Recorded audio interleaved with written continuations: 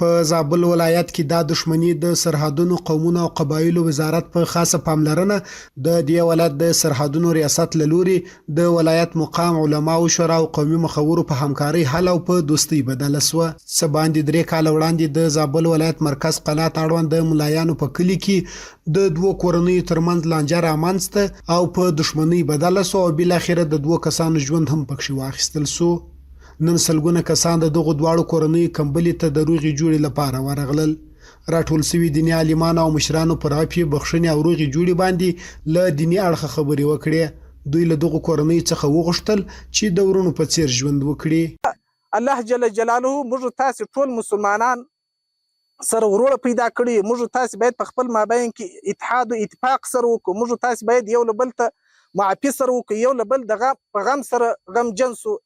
ځکه له دې وجې موږ تاسې د مسلمانان دا ټول یو بدن یو. نو یو بدن یو، نو په یو بدن کې رسول الله صلی الله علیه وسلم وایي په بدن کې که سترګه خوږې ټول بدن ورسره نارامه ده، که لاس خوږې ټول بدن ورسره نارامه ده، که یو بل د بدن هر عضو او هر جز خوږې ټول بدن ورسره نارامه وي.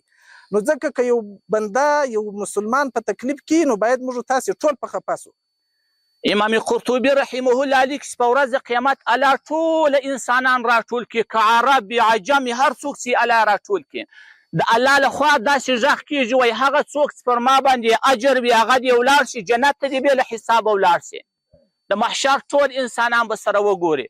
د محشر په انسانانو کې یو قسم انسانان ولاړ شي دا بې له حسابه جنت ته ځي. د جنت په دروازه چې ملایکه ولاړه ده هغه ورته وایي ای انسانانو په دنیا کې تاسو څه کول؟ دوی وایي په دنیا کې موږ به یو بل ته عفه کوله. د دواړو کورنیو مشرانو هم یو بل ته بخښنه وکړل او دواړو لورو یو بل ته د ورورګلوۍ غېږه ورکړه. دوی خوښ دي چې د مشرانو په منځګړیتوب دا اوږده لانجه او دښمني بیرته په دوستۍ بدلیږي او د ورونو په څیر به ژوند ته دوام ورکړي. ډېر خوشحاله یو، ډېر د خوشحالۍ احساس کوو دا نن ورځ چې موږ د خلکو په مابین کې دا مشکل خدای تعالی حل کړي. همدو 2 بدۍ ویسې یو زما خپله زوی په دې کې مړ شو، بل د 2 خلکو یو سړی وفات شو.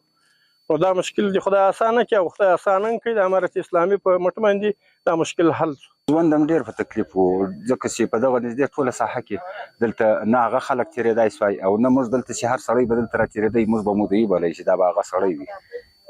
بس دا تکلیف خو ټول و او ټوله شپه به کله باغونه کتل او کله به مدعي به په خپلو باغو کې د غوره په تکلیف یا په خپلو کورو کې موږ په دغه تکلیف کې وو.